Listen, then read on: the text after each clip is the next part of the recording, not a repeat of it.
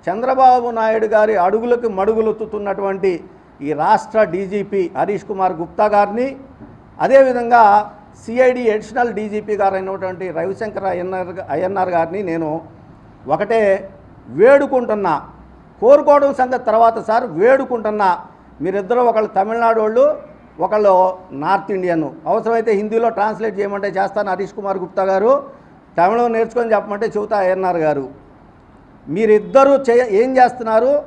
చట్టానికి న్యాయానికి నిజంగా పనిచేస్తూ ఉన్నారా లేదా? మీ మనస్సాక్షిని క్వశ్చన్ చేసుకోమని చెప్తా ఉన్నా. ఎందుకంటే 1951 ఆల్ ఇండియా సర్వీసెస్ యాక్ట్ ప్రకారం కొన్ని రూల్స్ని ఆల్ ఇండియా సర్వీసెస్ రూల్స్గా 1968, 1969లో ఐఏఎస్ ఐపీఎస్ ఆఫీసర్లకి ఇచ్చినటువంటి పరిస్థితి వాస్తవం చాలామందికి తెలుసు, అధికారులతో సహా. దాంట్లో మీరు ఏ ఒక్కదానికైనా సరే కట్టుబడి ఇవాళ పనిచేస్తూ ఉన్నారా అని చెప్పేసి నేను అడుగుతా ఉన్నా. అంతేకాదు సార్, మీ ఇద్దరికీ మరీ ముఖ్యంగా చెప్తా ఉన్నా, నేనేమి చేతులు ముడుచుకొని కూర్చోలా. నేను ఖచ్చితంగా మీ ఇద్దరు ఏమేం చేస్తూ ఉన్నారో నేను ఒక కన్ను వేసే ఉంచా మీ మీద.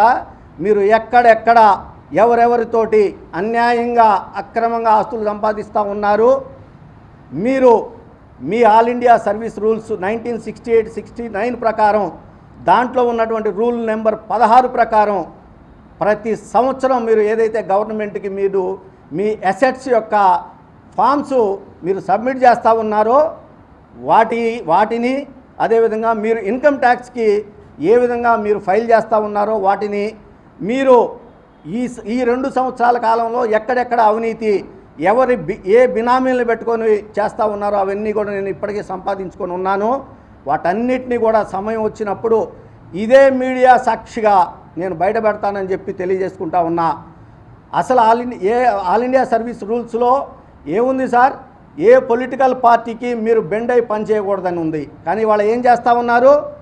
మీరు మీ సిఐడి వేసినటువంటి 500-600 పేజీల ఛార్జ్ షీట్ని, అదేవిధంగా సాక్ష్యాలని ఒక చిన్న మాట మిస్టేక్ ఆఫ్ ఫ్యాక్ట్ అనే దాని కింద మీ కింద పనిచేసేటటువంటి డిఎస్పీ స్థాయి నుంచి కానిస్టేబుల్ స్థాయి అధికారి వరకు వాళ్ళ మీద ఒత్తిళ్లు తెచ్చి, ఇవాళ ఒక్కటి గమనించండి మీరందరూ కూడా, వేటి మీద కూడా రవిశంకర్ అయ్యన్నార్ గారి సంతకం కానివ్వండి, హరీష్ కుమార్ గుప్తా గారి సంతకం కానివ్వండి ఉండవు. ఎవరి సంతకం ఉంటుందయ్యా అంటే, ఎవరైతే ఇన్వెస్టిగేటివ్ ఆఫీసర్ డిఎస్పీ స్థాయి అధికారి ఉంటారో వాళ్ళ సంతకాలే ఉంటాయి. సార్, పదవులు శాశ్వతం కాదు, అధికారాలు శాశ్వతం కాదు. ఇవాళ నేను 2 సార్లు ఎమ్మెల్యేగా చేసినటువంటి నేను 2024 ఎన్నికల్లో పోటీ చేయలా. ఏమో రేపు మళ్ళీ 29లో పోటీ చేస్తానేమో. కానీ మీరు గుర్తుంచుకోండి, మీరు రేపు రిటైర్డ్ అయితే మీరు మళ్ళీ ఐపీఎస్ కాలేరు. నేను మళ్ళీ రాజకీయాల్లోకి వస్తే ఖచ్చితంగా ఎమ్మెల్యేనో ఎంపీనో అవుతాను, మళ్ళా న్యాయస్థానాల ముందుకు వెళ్తాను. మీరు చేసినటువంటి అవినీతిని చంద్రబాబు నాయుడు గారికి లబ్ధి చేయడానికి మీరు చేసినటువంటి ఈ దుర్మార్గమైనటువంటి చట్ట వ్యతిరేకమైనటువంటి పని మాత్రం నేను ఎండగడతానని చెప్పేసి నేను తెలియజేసుకుంటూ, తప్పులు అందరం చేస్తూనే ఉంటాం. మీ తప్పుల్ని మీరు ఒప్పుకోండి చంద్రబాబు నాయుడు గారు. అదేవిధంగా ఐపీఎస్ సీనియర్ అధికారులైనటువంటి వాళ్ళని కూడా నేను కోరుకుంటా ఉన్నా. ఇంకొక మాట నేను ఇవాళ ప్రజలకు తెలియజెప్పదలుచుకున్నా మీ ద్వారా. ఏమండి, ఎప్పుడైతే 2022లో ఛార్జ్షీట్ వేసిందో అప్పటి సిఐడి, దాంట్లో 164 స్టేట్మెంట్లు ఉంటాయండి. సిఆర్పిసి 164 స్టేట్మెంట్లు ఉంటాయి. అంటే ఒక గౌరవ న్యాయమూర్తి మ్యాజిస్ట్రేట్ గారి ముందు ఆ రోజున ఏమి జరిగింది ఈ కేసులో అనే దాన్ని వాంగ్మూలం ఇస్తారు. ఎవరెవరు ఇచ్చారయ్యా అంటే, నాగులపల్లి శ్రీకాంత్ గారు, అదేవిధంగా చెరుకూరి శ్రీధర్ గారు, అదేవిధంగా అజయ్ జైన్ గారు, అదేవిధంగా సిఆర్డి అధికారులు కొంతమంది, అదేవిధంగా అయితే కంపెనీలు ఉన్నాయో కొన్ని ఈ కన్సల్టెన్సీ కంపెనీలను పెట్టుకొని వీళ్ళు అవినీతి వాళ్ళ ద్వారా చేయించారో వీళ్ళకి అనుకూలంగా వాళ్ళందరూ కూడా గౌరవ న్యాయమూర్తుల ముందు, మ్యాజిస్ట్రేట్ల ముందు 164 స్టేట్మెంట్లు ఇచ్చారు. మరి ఆ 164 స్టేట్మెంట్లు ఇవాళ ఏమైనాయి? వాటిని ఏమన్నా మళ్ళా తిరిగి వాళ్ళు ఈ అధికారులు, ఐఏఎస్ అధికారులు అందరూ కూడా తిరిగి అవి మేము తప్పిచ్చాము ఇవాళ మళ్ళీ పద్ధతిగా ఇస్తామని చెప్పి ఏమన్నా ఇచ్చారా? ఇచ్చుంటే ఇవన్నీ ఎక్కడ ఉంటాయండి? ఆ ఆర్సీఎస్ కాపీలు అన్నాను ఇందాక, రిఫర్డ్ ఛార్జ్షీట్ కాపీలు వాటిల్లో ఉంటాయి.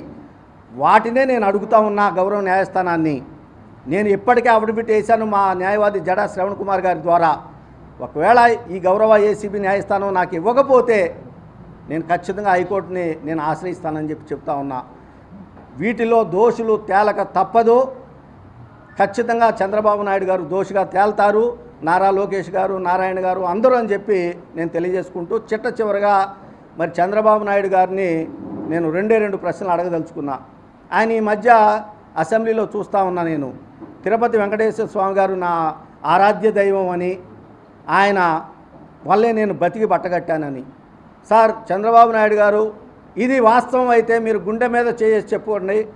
మీరు ఈ కేసులో ఇన్నర్ రింగ్ రోడ్ కేసులో మీరు మరి అధికారులు కానివ్వండి, అదేవిధంగా మీ అనుచరుల కోసం, మీకోసం, మీ హెరిటేజ్ కోసం మీరు అన్యాయంగా అక్రమంగా చట్ట వ్యతిరేక కార్యకలాపాలు చేశారా లేదా అని చెప్పి నేను అడుగుతా ఉన్నా.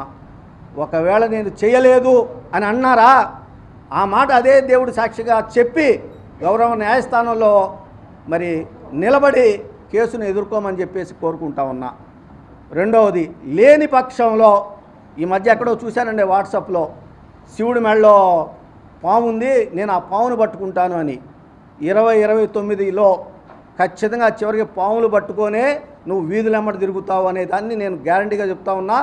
ఇలాంటి కేసులు మీరు తప్పుదారి పట్టించి చట్టాన్ని న్యాయాన్ని ఉల్లంఘించాలని ప్రయత్నం చేస్తే చివరికి వీధులమ్మట తిరుగుతా పాములు పట్టుకొని పాములు ఆడించుకునేటటువంటి పరిస్థితికి ఈ రాష్ట్ర ప్రజలు ధర్మం, నీతి, న్యాయం తీసుకొస్తాయని చెప్పేసి నేను తెలియజేసుకుంటూ సెలవు తీసుకుంటా ఉన్నా.